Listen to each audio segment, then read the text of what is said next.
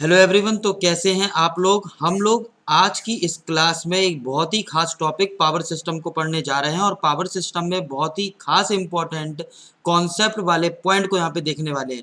जितने लोग भी बेटा अपकमिंग एग्जाम देने वाले हैं, कौन कौन से एग्जाम, जो एग्जाम है हमारे पास यूपीपीसीएल जेई एसएससी जेई, उन सभी के लिए वीडियो वरदान साबित होने वाला है आज के इस वीडियो लेक्चर में यहाँ पे। ठीक है, तो ध्यान से आप लोग सुनेंगे, एक एक कॉन्सेप्ट को, एक एक चीज को देखेंगे यहाँ पे, जो मैं यहाँ पे आपको डिस्कस करने वाला हूँ। तो अगर आप लोग यूपीपीसीएल जेई की प्रिपरेशन कर रहे हो, या फिर एसएससी जेई की प्रिपरेशन कर रहे हो, या एनएचपीसी की प्रिपरेशन कर रहे हो, या फिर यूपी आरवीएनएल की प्रिपरेशन कर रहे हो, इन सभी परीक्षाओं के लिए इंपॉर्टेंट हैं ये बताने वाले जितने भी पॉइंट मैं यहाँ पे डिस्कस आपको कर रहा हूँ। तो हम लोग यहाँ पे सबसे ज्यादा बात करेंगे यहाँ पे इंपॉर्टेंट पॉइंट्स की। किसकी बात करेंगे? इंपॉर्टेंट पॉइंट्स की। ये इंपॉर्टेंट पॉइंट्स कौन से हैं ये आपको अभी क्लियर हो जाएगा। ठीक है, इसके साथ हम लोग कुछ इंपॉर्टेंट फॉर्मूलों की भी यहाँ पे बात करेंगे, और ये पीडीएफ का लिंक मैं आगे अभी शेयर कर दूंगा, जिससे आप डाउनलोड करके आराम से घर बैठ के भी इसके क्वेश्चंस को लगा सकते हो, है ना। इसके बाद एमसीक्यू कुछ क्वेश्चन है, वो भी हम लोग यहाँ पे बात करेंगे पावर सिस्टम की। तो जैसा आप देख रहे हो अभी हाल ही में जो परीक्षाएं हो रही हैं उसमें पावर सिस्टम से काफी क्वेश्चन बन रहे हैं। इसको लेके मैं अवेयर हुआ हूँ आपके लिए कि भाई आपको पावर सिस्टम के भी कुछ इंपॉर्टेंट पॉइंट्स, फॉर्मूले और कॉन्सेप्चुअल एमसीक्यूज दे दी जाए। ठीक है, तो हम लोग यहाँ पे बात करेंगे उन सब पॉइंट्स के बारे में। तो आपको इतनी चीज अच्छे से क्लियर दोस्तों होना चाहिए। आगे बढ़ने से पहले मैं आपको एक चीज बता दूं, यहाँ पे अभी हाल ही में अनअकैडमी का एक सब्सक्रिप्शन आया है, जैसा कि आप देख सकते हैं, जिसमें आपका 10+10+10% ऑफ चल रहा है। दैट मीन्स 30% तक का ऑफ आपको अनअकैडमी यहाँ पे प्रोवाइड करा रहा है दोस्तों। तो जितने लोग भी प्रिपरेशन कर रहे हैं वो इस बात को ध्यान में रखें कि आप ये लेके आराम से 31 मार्च इसकी लास्ट डेट है, और आपको 30% तक का डिस्काउंट यहाँ पे मेरे कोड के द्वारा आपको यहाँ पे देखने को मिल जाएगा। झासर10 कोड का आप इस्तेमाल करें और आप आसानी से इसको सब्सक्राइब करके इसको ज्वाइन कर सकते हैं दोस्तों, इस कोर्स को, क्योंकि 31 तारीख इसकी लास्ट डेट है। ये आपको बहुत अच्छे से क्लियर होना चाहिए। तो आप देख सकते हैं 31 लास्ट डेट है, 31 मार्च, और 1 अप्रैल से प्राइस जो है फिर बढ़ने वाले हैं। काफ़ी ज़्यादा प्राइस यहाँ पे होने वाले हैं हाईलाइटेड। ठीक है, तो जो स्पेशल बैचेस हैं वो आपके प्लस और आइकॉनिक सब्सक्रिप्शन के हैं। इसका मतलब ये होता है आपको कुछ एक्स्ट्रा यहाँ पे कंडीशंस के एमसीक्यूज भी देखने को मिलते हैं, आपको सेट पेपर्स देखने को मिलते हैं, प्लस आपको क्रैश कोर्सेज देखने को मिलते हैं, और जो आपके रेगुलर बैच चलते हैं वो भी आपको मिलते हैं ऑनलाइन क्लासेस में। ठीक है, तो ये स्पेशल है जो आप देख सकते हो। ये जानकारी देना इसलिए जरूरी है, जितने भी लोग गेट एस्पिरेंट हैं या फिर ईएससी की एग्जाम की तैयारी कर रहे हैं उन सब के लिए इंपॉर्टेंट वीडियोस ये है। अगर आप मैकेनिकल इंजीनियरिंग से हैं तो भी आपके लिए इलेक्ट्रिकल, सीएसआईटी या फिर इलेक्ट्रॉनिक्स इंजीनियरिंग, है ना। ये दोस्तों तो आप ध्यान रखें, इसको आप जरूर परचेस करें जितने भी लोग गेट ईएससी की तैयारी कर रहे हैं, और मेरा कोड का अगर इस्तेमाल करेंगे तो आपको बहुत अच्छा यहाँ पे डिस्काउंट देखने को मिल जाएगा। तो मैं इसीलिए बता रहा हूँ क्योंकि ये सिर्फ आपका 30 मार्च तक वैलिड है। देख सकते हो ना आप डेट, 30 मार्च 5:15 तक, है ना, 5:15 तक है। तो इसको आप जरूर लीजिए दोस्तों, जितने भी लोग गेट ईएससी की प्रिपरेशन कर रहे हैं। ठीक है, तो चलो फिर बेटा हम लोग आगे बढ़ते हैं और अच्छे से फिर एक एक क्वेश्चंस को यहाँ पे लगाते हैं। ठीक है, चलिए। तो आपको मैंने बताया यहाँ पे हम लोग कोर पॉइंट्स पढ़ने वाले हैं। ठीक है, तो इतनी बात तो आई होप आपको क्लियर फिर हो ही गई होगी। तो चलो फिर हम लोग नेक्स्ट बात करेंगे और एक एक पॉइंट्स को यहाँ पे समझने वाले हैं, डील करने वाले हैं। ठीक है, चलिए। तो जैसा आप देख सकते हैं यहाँ पे आपके सामने एक पॉइंट है।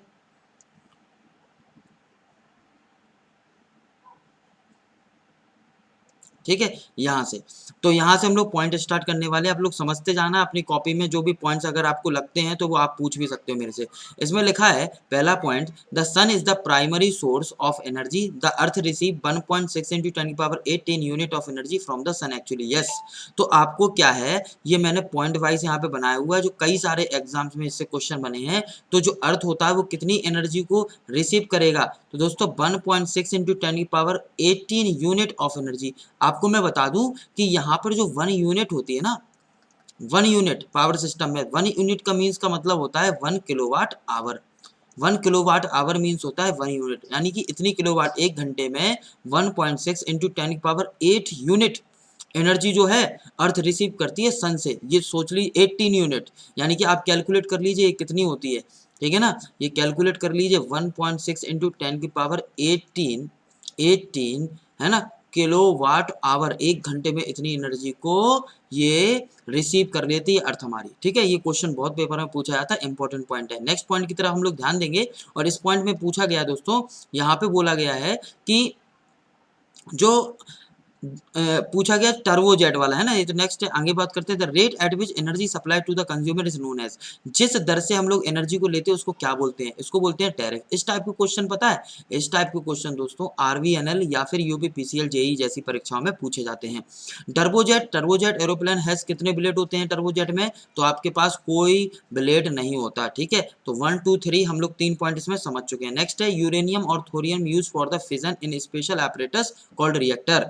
तो जो नाभिकीय रिएक्टर होता है उसमें स्पेशल फिजन क्रिया के लिए हम लोग किसका उपयोग करते हैं ना, एक नाभिकीय विखंडन होती है, नाभिकीय संलयन होती है, तो उसमें किसका उपयोग करते हैं, तो यूरेनियम और थोरियम। तो यूरेनियम क्या होता है, यूरेनियम 235, और एक होता है थोरियम। तो अगर हम समस्थानिक पढ़ते थे ना आप आइसोमेरिज्म आइसोबार, तो उसके समस्थानिक संभारक अलग अलग होते हैं, तो इसके अनुसार हम कुछ भी ले सकते हैं। 236 हम लोग उसको बना सकते हैं, उसके अलग अलग वैल्यूज होती हैं। तो यूरेनियम और थोरियम जो होंगे आपके, ये फिजन में यूज किए जाते हैं रिएक्टर के अंदर। 1 ग्राम ऑफ यूरेनियम रिलीज कितना रिलीज करेगा एनर्जी को, तो ये करता है 1 milliwatt day equal to 2.6 ton of the coal. ठीक है, कोयले जो कोयला है 2.6 कोयला जो होता है 1 मिलीवाट पर डे जनरेट करता है। ठीक है, 1 ग्राम यूरेनियम जो रिलीज करता है ना, 1 ग्राम यूरेनियम जितना रिलीज करता है ना, उतना कोयला जलाते हैं ना 2.6 टन, तब रिलीज होता है। तो ये आपका एक कॉन्सेप्ट है, बहुत ही इंपॉर्टेंट। नेक्स्ट है मॉडरेटर। मॉडरेटर के रूप में किसका उपयोग करते हैं दोस्तों, मॉडरेटर क्या होता है, जो नाभिकीय संलयन या नाभिकीय विखंडन की क्रिया होती है किसी भी न्यूक्लियर पावर प्लांट में, जिसके द्वारा एनर्जी बनाई जाती है, उसमें अगर ज़्यादा न्यूट्रॉन उत्पन्न हो रहा है तो उनको स्लो करने के लिए हम लोग किसका उपयोग करते हैं, तो उसको बोलते हैं मॉडरेटर प्रोसेस। और मॉडरेटर के रूप में कह रहे हैं किसको हम यूज करते हैं ना, जो अपने पास नाभिकीय विखंडन की क्रिया हो रही है तो न्यूट्रॉन ज़्यादा से ज़्यादा प्रोड्यूस हो रहा है, इसको हमें थोड़ा स्लो डाउन करना है, तो हम लोग ग्रेफाइट की छड़ों का यूज करते हैं, है ना, लाइट वाटर का यूज करते हैं, हैवी वाटर का यूज करते हैं, और वेरिलियम एंड इट्स ऑक्साइड का यूज करते हैं, वेरिलियम का, है ना, बहुत ही इंपॉर्टेंट पॉइंट है परीक्षा की दृष्टि से। नेक्स्ट है the term search tank is associated with high and head hydro type of power plant. तो सर्च टैंक किस में उपयोग किया जाता है, ये वर्ड इसका उपयोग करते हैं हाइड्रो पावर प्लांट में। किस में करते हैं, हाइड्रो पावर प्लांट। तो हाइड्रो पावर प्लांट जैसे आपका नेशनल हाइड्रो पावर कॉर्पोरेशन का पेपर आ रहा है ना, हाइड्रो पावर प्लांट, जिसमें पूछ सकते हैं सर्च टैंक से रिलेटेड, जिसका भी है ना एनएचपीसी से रिलेटेड क्वेश्चन होते हैं ना, तो उसमें ये क्वेश्चन आता है सर्च टैंक, सर्च की टैंक से इसके रिलेटेड है, ये head type hydro type power plant से रिलेटेड है। नेक्स्ट है Rankine cycle is modern steam power plant work, यानी ठीक है, तो रैंकिन साइकिल का उपयोग किया जाता है। वैसे तो ये मैकेनिकल का पार्ट है, ऑटो साइकिल, रैंकिन साइकिल, है ना, कोवालमेन साइकिल, बहुत सारी अलग अलग साइकिल होती है जिन रचनाओं पर ऐसा बोल सकते हैं जिन संरचना पर कोई भी पावर प्लांट काम करता है ना। तो इसमें तो आपसे बोला गया power plant work, power plant किस पे काम करता है, पावर प्लांट रैंकिन साइकिल पे, स्टीम पावर प्लांट जो है किस पे काम करता है, steam power plant Rankine cycle पे काम करता है। इस पे ऑलरेडी मैं एक वीडियो बना चुका हूँ जिसमें डिफरेंट मैं आपको पावर प्लांट के साइकिल्स के बारे में बता चुका हूँ कि किसमें ऑटो साइकिल होती है, किसमें रैंकिन साइकिल होती है, किसमें है ना कोबाल्टमेन, अलग अलग प्रकार की जो हम साइकिल्स का बात करते हैं। तो स्टीम पावर प्लांट में याद रखिएगा रैंकिन साइकिल का उपयोग करते हैं। नेक्स्ट पॉइंट है voltage regulation due to the Ferranti effect is negative because, है ना, because receiving end voltage is greater than the sending end voltage. तो आपको पता होना चाहिए वोल्टेज रेगुलेशन है ना जो होता है due to the Ferranti effect is negative, तो वोल्टेज रेगुलेशन नेगेटिव है। ये कब होता है, क्योंकि हमें मालूम है कि रिसीविंग एंड वोल्टेज जो होता है ना, receiving end voltage is greater than the sending end voltage. तो अगर रिसीविंग एंड पे ज्यादा वोल्टेज हो जाए तो हमें ये भी मालूम है कि प्लगिंग की कंडीशन आप पढ़ते थे ना कि अपोजिट काम करता है मशीन में, ये सब चीजें हम लोग पढ़ते हैं, है ना। और पावर फैक्टर, और इसमें क्या होगा, पावर फैक्टर क्या होता है, लीड कर जाता है, hence the voltage regulation at leading power factor is negative. तो याद रखिएगा कि यहाँ पे रेगुलेशन नेगेटिव है, और रेगुलेशन नेगेटिव का मतलब होता है पावर फैक्टर इंक्रीज कर जाना, यानी कि जब भी पावर फैक्टर इंक्रीज होगा तो रेगुलेशन डिक्रीज होगा, पावर फैक्टर अगर यूनिटी है तो रेगुलेशन जीरो होगा। इस बात को भी आप ध्यान रखेंगे, क्वेश्चन बहुत पेपर में बनता है, ये हमको क्लियर होना चाहिए पॉइंट। ठीक है, अब नेक्स्ट है pin type insulator use for less than 33 kV and shackle type insulator use for less than 11 kV, most important point. ठीक है, pin type insulator, suspension type insulator और शैकल टाइप इंसुलेटर, इनका नाम आपने सुना होगा। तो अलग अलग जगह अलग अलग यूज़ करते हैं। जैसे गांव देहात जो होते हैं वहाँ पे सप्लाई ट्रांसफ़र करना होती है, तो वहाँ पर अलग प्रकार का हम लोग यूज़ करेंगे इंसुलेटर्स को। शहर में अलग तरीके का यूज़ करते हैं, जहाँ पे नदी मुहाने हैं या फिर जहाँ पे बड़े बड़े तालाब है, वहाँ पर अगर ट्रांसमिशन लाइन लगाना है तो वहाँ पे इंसुलेटर अलग यूज़ होते हैं। तो पिन टाइप इंसुलेटर का उपयोग 33 kV से कम सप्लाई के पास किया जाता है, और जहाँ पर 11 kV से भी कम सप्लाई है वहां पे हम लोग शैकल टाइप का यूज करते हैं। किसका? शैकल टाइप इंसुलेटर का। तो ये आपका एक 10वां पॉइंट है। नेक्स्ट 11 पॉइंट की हम लोग बात करेंगे। In arc furnace the chalk is provided to stabilize the arc. देखिए ये सब ऑब्जेक्टिव फॉर्म में थे, चूंकि मैंने इसको पॉइंट वाइज बनाया क्योंकि पॉइंट बहुत ज़्यादा थे, थोड़े बहुत पॉइंट नहीं है, इसीलिए इन सारे पॉइंट्स को एक्सप्लेन करने के लिए मुझे ये ऐसा करना पड़ रहा है ना। इस बात को आप ध्यान रखेंगे, एक एक पॉइंट को मैं यहाँ पे एक्सप्लेन कर रहा हूँ आप लोगों के लिए। तो इसीलिए चूंकि पॉइंट बहुत ज़्यादा थे तो इसीलिए मैंने इस टाइप से पॉइंट वाइज आपको डिस्कस किया, क्योंकि कई सारे नंबर ऑफ क्वेश्चन यहाँ पे फिर आपको देखने को अदरवाइज मिल जाते। ठीक है, चलो नेक्स्ट की हम लोग बात करते हैं। नेक्स्ट पॉइंट अच्छे से समझिएगा, इसमें क्या बोल रहा है। नेक्स्ट हमसे बोल रहा है कि यहाँ पर for the balance load neutral point voltage is zero. कह रहे जो बैलेंस बॉन्ड होता है ना, बैलेंस लोड की कंडीशन मतलब आर वाई बी कनेक्शन दे रहा है और लोड बैलेंस है, सब पे बराबर बराबर है। न्यूट्रल पॉइंट वोल्टेज कैसा होगा? न्यूट्रल पॉइंट पर वोल्टेज कैसा होगा? तो न्यूट्रल पॉइंट पे आपका जीरो वोल्टेज होगा। कितना होगा दोस्तों? Zero. For the unbalance load neutral point voltage कितना होगा? अनबैलेंस लोड के लिए न्यूट्रल पॉइंट वोल्टेज 20 kV होता है। तो रट लो, बैलेंस पॉइंट वोल्टेज है जीरो, ठीक है, न्यूट्रल पॉइंट वोल्टेज है जीरो, और न्यूट्रल पॉइंट वोल्टेज अगर अनबैलेंस के लिए बात कर रहा है तो कितना है? 20 वोल्ट। तो बैलेंस के लिए जीरो, अनबैलेंस के लिए 20 वोल्ट। अब हम लोग आ जाते हैं जरा 24 पॉइंट से, फिर नीचे शिफ्ट करेंगे इस पेज को।